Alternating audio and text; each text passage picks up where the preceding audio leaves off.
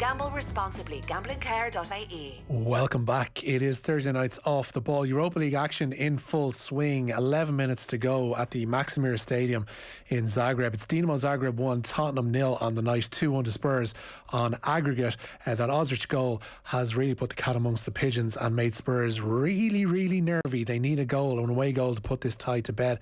As I mentioned, leading just 2-1 on aggregate. Another for Dinamo would force this to extra time, and things all the more intricate in this one, and all the more I guess interesting, because Zagreb had their coach jailed earlier this week, so currently managerless, but putting Spurs to the pin of their collar tonight. Olympiacos still leading by a goal to nil away to Arsenal as well. 3-2 to the Gunners on aggregate. Rangers and Manchester United both in action from 8 o'clock. But it is Thursday night, it is 7:30. It is time to, I guess, check in with the one and only John Giles. John, good evening to you. Evening, Richie. How are you getting on, John? I wanted to start off with this managerial sackings have kind of been thin on the ground in the Premier League this year, but I guess the sacking of Chris Wilder this past week took a lot of people by surprise, not least because he's so intrinsically linked with the club. He goes back to his playing days there, of course. He's been with the club for the last 5 years, led them to the brink of European football last year. But here we are, we're in the business end of the season. Sheffield United at the bottom of the table, 9 games to go, and then they decide to pull the trigger. What did you make of the decision?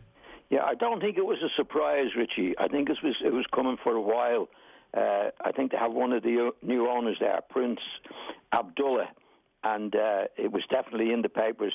Chris Wilder wasn't getting on very well with him. I think it's outrageous. I think Chris Wilder has done a fantastic job there. I think it's only 4 or 5 years ago at the most where he became manager of Sheffield United, and I think they were in what was the old third division, and got them up in. Hardly spent any money at all, really, Richie, and got them into, I think it was 9th place last year. And as you say, they were looking at a place in Europe for a while, and then you get to this season, and from what I can gather, reading the papers, I think he wanted certain players to improve the squad. Didn't get them. Actually, 2 of the players that were mentioned were Matty Cash and Oliver Watkins. Both of them went to Villa and have been very, very, very good players for them.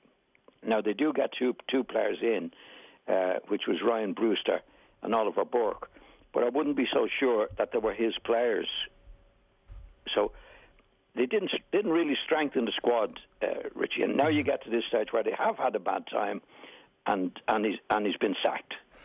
It always intrigues me when the perspective and the expectations, I guess, of a club, and I'm talking about like the hierarchy above the manager, change with a taste of Premier League football. There was, as well as they played, and Zagreb have just equalised, by the way, and they look like they're going to force this to extra time. Dinamo Zagreb 2, Tottenham 0 on the night, 2-2 on aggregate, and Spurs capitulating here big style. But yeah, John, as I mentioned, it changed the outlook of the club once you get a taste of Premier League football, and they got a taste of the top half of the table last season on the verge of European football. Things aren't going their way, and suddenly they feel like, I don't know, is the manager the right guy there? But this is the guy who, obviously guided them up through League One, the Championship, and into the Premier League, and the top half of the Premier League. What makes them think that changing the manager now is going to impact on them getting up next season? Well, it's very difficult to know, Richie, but my experience of it, that anybody that takes over a football club or is chairman of the football club, now owners of a football club, they expect to be up with Manchester United. There's a huge expectancy in it, from this Prince Abdullah to be expecting sort of miracles. Miracles are expected, and if you're not doing it, then it's not good enough. This is a great club, and we should be doing better than we're doing, and that's the way it is. There was a famous one a few years ago with Charlton Athletic. Do you remember that called Alan Curbishley? Anyway, Alan Curbishley was a very good player, and he was manager at Charlton when they were then in the First Division, which was then the Premier League. And he was there a few years, but he was finishing 10th, 11th, 12th. Do you know what I mean, Richie? Respectable very finishes. Respectable. Yeah. Very respectable what they were. But the chairman, it wasn't good enough for the chairman. The chairman was in the paper the year, one of the years, and he said, this is a top club, and I'm bored finishing in 10, 11 and 12 every year. He said, and so they sacked Alan Curbishley straight down into the third division, Richie. And have been out of the first division, or what's now the Premier League, ever since. Yeah. So in other words, what Curbishley was doing was a miracle job, keeping them in 10, 11 or 12th, right? But it wasn't good enough. And it's the same in this situation. Now they're talking about at Sheffield United that they're going to bringing in a director of football. Now this is what the owner wants. If he gets a director of football in, it's his director of football. So any buying and selling of the club goes through him rather than the manager. And I think in Chris Wilder's case, I mean, what he's done, Richie, he's performed a miracle. And compare that now with, and I'm going to compare them now with Norwich. You know, Norwich last year were relegated, as we know, and they decided that they weren't going to spend any money. They got into the Premiership with Daniel Firk, the manager, and they were relegated in their first season. And they didn't spend much money. And Delia Smith, who's one of the owners there, instead of sacking, they kept him on because that was their policy. We're not going to spend a lot of money. We'll take the parachute money when we go out, and we'll start again next year. So they didn't blame him for being relegated. And as we know at Norwich now, they're 10 points clear in the Championship. The Championship, odds on to go back up again. Now, I can understand that, you know, because they didn't spend any money. They went down, didn't blame him. He's done a really good job, and he's brought them back up again. Whereas with Sheffield United, Wilder's performed miracles getting them up last year. They've had a bad year this year. So instead of staying with him and supporting him, having proven to be what he was, and a very, very good manager, he's out. They're talking about a director of football, and what they want a director of football in this case is to be able to dictate the comings and goings. Richie. There was almost an element of this. It brings to mind as well what Mick McCarthy went through at one stage with Sunderland, because he saw Sunderland struggling in the Premier League. They went down. They decided, listen, he's clearly the best person equipped, and he has proved that to get us out of the Championship. We'll stick with him. We'll come back again and go from there. That's what, as you said, Norwich have done with Daniel Farke, and it seems like it would have been the most sensible option for Sheffield United to go along similar lines, but they've clearly opted to do differently. Yeah, it's outrageous because what they've Prince Abdullah, I'll get somebody else, and the director of football, they all want to be in control of the buying and selling. Richie, and I think they were at Sheffield United because I think he spent about 40 million, Chris Wilder, but it wasn't on, and the players that he needed cost more than that, but he couldn't get them. Even looking into the players that they brought in last summer, as you mentioned, Rian Brewster, who hasn't exactly, he's still a young player, he's obviously involved in the England under-21 squad today, but hasn't really hit the ground in terms of goals. Ollie Burke similarly has been somebody who's flattered to deceive in recent years, including a spell over in Germany.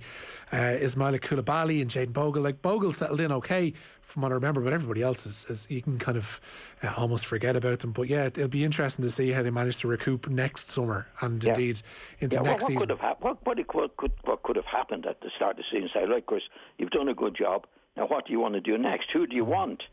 Because I see they're not paying much money. I think the highest earner there is 50 grand, which is a lot of money. But that's why the two lads went to Villa. They'd get a better deal. So his hands are tired in that particular way, because the Prince would be saying, well, you finished in 9th place. I think we should have done better than that next year, and I hope we do better next year, without giving them the resources. And of course, when he's not doing it and the team's not doing well, instead of saying, well, okay, yeah, we understand that, you had a difficult job, we'll keep on and we'll go again next year. No, he's sacked. He's blamed for them being in the position that they're in. He hasn't been given the credit for taking them to where they were. And it happens in football. But you go back to Mick McCarthy. Yeah. And Mick McCarthy was at Ipswich for a few years, as you know, Richie. And the crowd didn't like him. He wasn't getting on because he was only mid-table. And they got rid of him. Yeah, what happens? Down to League One. Yeah. Guided them to the playoffs, to the edge of the playoffs one year, and just didn't succeed. They weren't fans of the football. In terms of Sheffield United, to play devil's advocate, John, do the owners not have a right to question how Wilder managed to get a tune out of that side last year and hasn't been able to replicate it this year? Well, could ask him, but it wouldn't be the first time it's happened, Richie. You know what I mean? Like they call it the second season syndrome, where things couldn't go. I mean, the only reason I mentioned Norwich is because that's what they did. You know, they went down in the first season, but they stuck on to him, and they're going to go up again. I think in Wilder's case, he could have said, you know, you've had a bad season. What do you want to do? You've done well for us. We'll back you with a couple of players this year, and no reason why you can't go up again and do what Norwich did. John, we'll touch on Tottenham after the break because things aren't going so well for them in Europe at the moment. It follows on from a North London derby defeat at the weekend. And of course, football on Off the Ball is with thanks to Paddy Power. For more information on responsible gambling, visit gamblingcare.ie. More from John after these. Football on Off the Ball with Paddy Power. Fake crowd noise? The Emirates never sounded so good. Gamble responsibly. Gamblingcare.ie. Let's take a mindful moment on News Talk.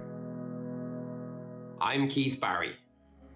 Creative visualization is a fantastic way to attain mind mastery. Simply close your eyes and visualize the moment in your life when you are happiest. See it clearly in your mind's eye. Then squeeze the first two fingers and thumb of one of your hands together.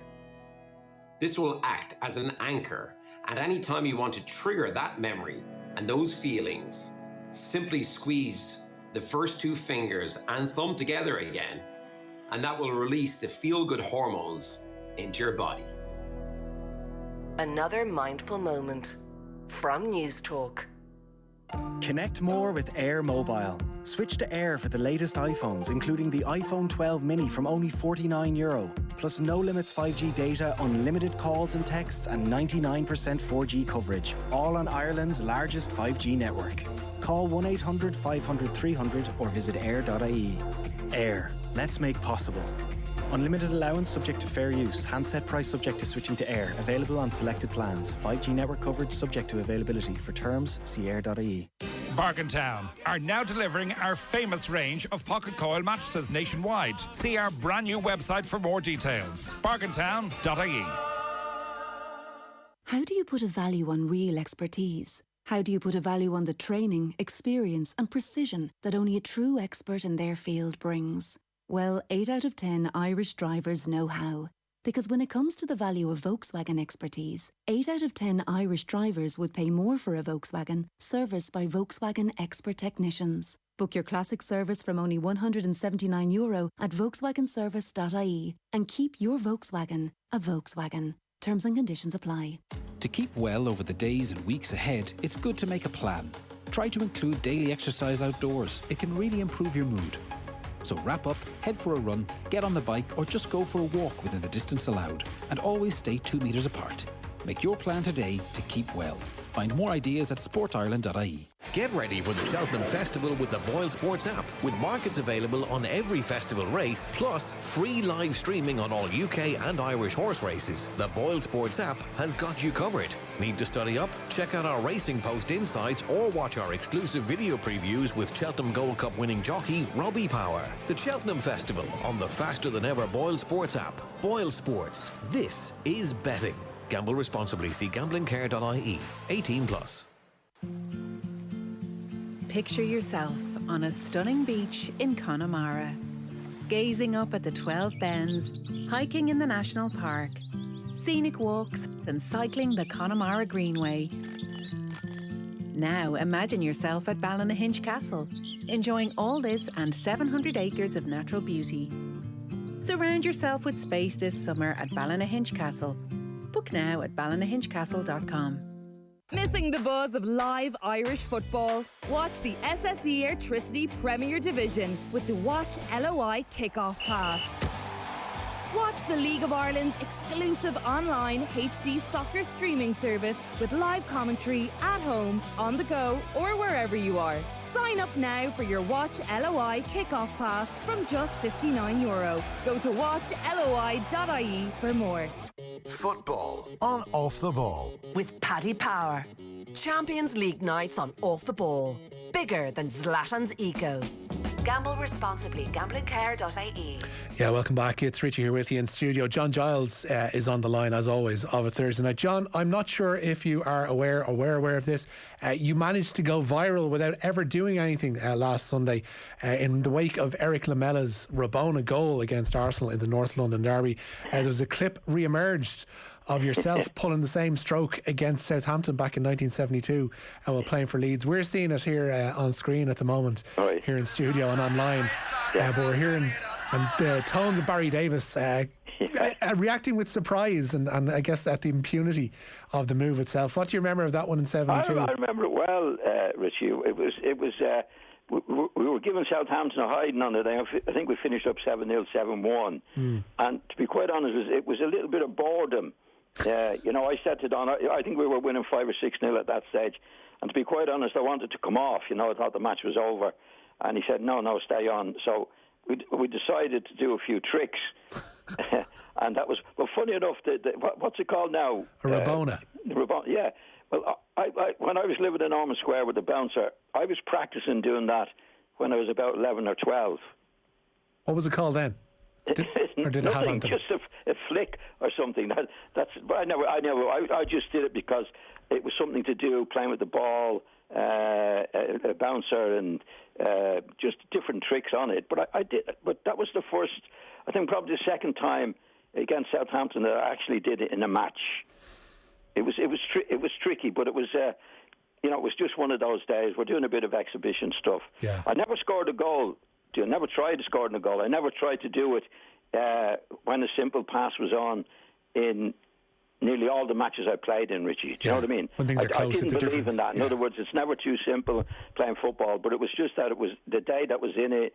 We were doing exhibition stuff. We were, I think, winning 6-0, maybe 7-0 at that particular time. But I did it when I was a kid. What did you make of Lamela's on Sunday? Brilliant. Yeah. Absolutely. Now, I know, as I said, I never scored a goal doing it. I tried to score a goal doing it.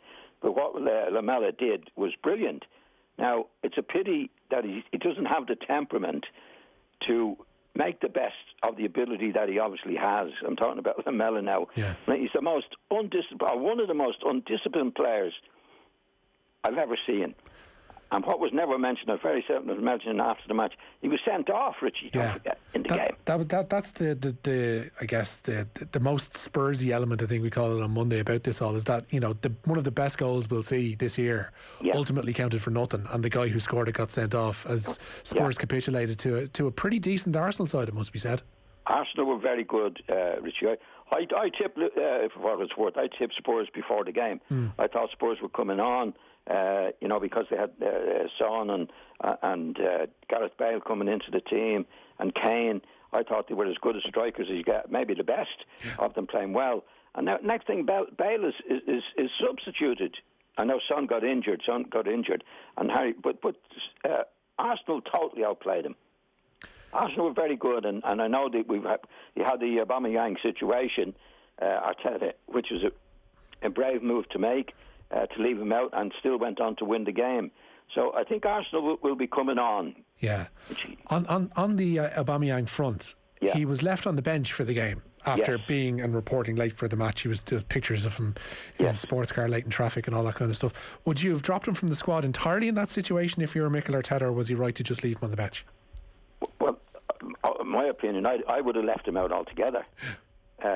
Because he's not going to be useful to you in a bad mood sitting around the place, But I admired Arteta actually he didn't bring him on, which was a big thing. But I admired what he did, and I don't, from what we can gather or reading in the papers, it wasn't the first time that he's been late. Yeah. Now you can't afford to have that, Richie, in a well-run club, because you've got a squad of about 16, 17 players, and if one person is late, it's holding everybody up. Yeah. And like when you're a professional footballer, I mean, it's not as if you're in a job and you have to get away, and that's your living, that's your job, and it's hugely important to be on time, to be respectful to your teammates, and the habit, and respectful to the club and your manager. So apparently it wasn't the first time. So I think Arteta did the right thing in doing what he did. You can't have one rule for one and rule for others. You just can't do it in a club. Well, you can, but you're not going to be successful. Yeah, I know they went down tonight to amend to Olympiacos, but there does seem to be a bit of renewed steel about this Arsenal side. The likes of Smith Rowe stepped up. Odegaard looks like a good loan signing from Real Madrid. They've got a bit of class about them. They've got a bit of stronger mentality about them that they haven't had in recent years. Things ticking in the right direction from an Arsenal perspective. I think so, and that's all part of it. You know, the manager does take time to get in and do what you need to do. But I must be honest, before the match, I fancied Spurs. I thought they were coming on with the players that they had, but Arsenal were excellent. I mean, from the word go, I mean, even Mourinho said it afterwards, and he's usually having to moan about something, but he said it afterwards that first half particularly, they never showed up. Never showed up, and to be fair, he took the blame himself. I'm the manager, I'm responsible for it. But Arsenal played really, really well, and I think he's turned the corner there. You know, the players they have, that young Smith Rowe has come into the team. You mentioned a couple of players there, and he got rid of Ozil, Guendouzi. He got chucked out for not doing his stuff. So I think he's putting his stamp on the club and on the team there, Richie, definitely. Somebody who's put a stamp on their team pretty quickly, and this is will be kind of stuff for time, I guess, this one, because he has done a great job so far, is Thomas Tuchel at Chelsea. I know held to a draw there at Leeds at the weekend, but generally speaking, when you see them progressing in Europe this week, getting through to the quarterfinals of the Champions League, they suddenly look like a side who, if you mention them in terms of winning the Champions League, doesn't seem that outlandish. No, he's not giving any goals away, Richie. And what's amazing, really, with the players that they bought, Werner in particular, you think he'd be scoring goals, and it hasn't happened. But I mean, I think as a manager, you get to I think you can get the defence right before you can get the goal scoring going, because you can teach people how to defend. You can't teach them how to score goals. But he's a peculiar individual, there's no doubt. But when Paris Saint-Germain were in that. The Champions League last year. They were in the final, weren't they, I think, Richie? Yeah, they got to the final, beaten by Bayern Munich there. Yeah. And I thought he'd made huge improvements on that team. You know, he's not orthodox in the way that he manages it, because you could see he left the young lad out a couple of weeks ago and then subbed him again. So I think he's going to be the type of manager that's not going to be pally-wally with the players at all. And that's fine as long as he's fair with what he's doing and they buy into what he wants to do. And that seems to be the case. So I think you could look for Chelsea getting better and better. Yeah, especially if he manages to get those strikers scoring and humming, because you do have Timo Werner is capable of scoring goals. Kai Havertz capable of creating, capable of scoring. That's not right off the likes of Olivier Giroud, who's proved himself to be a fine Premier League striker over the course of the last 4 or 5 years. So if he does manage to get them humming, they are a team that could do real damage in the next 2-3 years. Definitely. I think if he gets it anywhere near, even if they're going to be huge danger in the Champions League alone. Because the big thing is, if you're not conceding goals, Richie, as we know, you don't need to score many to be winning matches. And if they get these lads now, get their confidence, these strikers, Werner and the couple you mentioned there, Richie, they could be really, really dangerous by the end of the season. Yeah, Manchester City through as well this week. It's been a kind of almost a fairly run-of-the-mill week in terms of European action for the English sides, but Spurs making life difficult for themselves. John, we'll let you go back to practicing the Rabona there in the kitchen and see if you can still pull it off. I'm sure you still can. I'll go out to the garden, Richie. get a decent weighted ball and you'll be grand, John. John Giles, I'll be fine. Thanks so much for joining us as always. Okay, Richie, thanks again. There you go. There's John. More from John next Thursday at 7:30. Should mention they're into extra time at the Maximir Stadium. It's Dinamo Zagreb 2, Tottenham 0 on the night. Islav Orsic with both of those goals for Dinamo tonight, dragging Spurs to extra time, as I alluded to there a moment ago. Arsenal losing on the night 1-0 to 10-man Olympiacos at the Emirates, but 3-2 Arsenal progress on aggregate. More football after 9 o'clock with Kevin Kilban and Stewie Byrne looking at the Ireland squad named by Stephen Kenny today, and also at the new League of Ireland season. Plus, after 8 o'clock, we'll look back in the day's action at Cheltenham. Another day to remember for the wonderful Rachel Blackmore.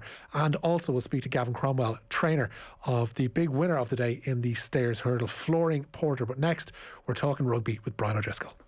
Get the latest News Talk podcasts at newstalk.com and on the News Talk app. No one does Cheltenham quite like QuinBet. With a huge selection of markets on horse racing, plus all your favourite sports. We've got you covered right through the festival and beyond. You can find us on mobile, app and PC. Quinbet.com. T's and C's apply. Gamble responsibly. Visit gambleaware.ie.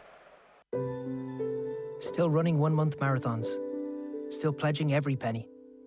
Still beating batter and raising dough. Still shaving beards, dyeing heads and waxing legs. Still counting steps and taking dips. Still challenging family and friends. Still giving everything we can. Cancer is still here, but so are we. Every step of the way.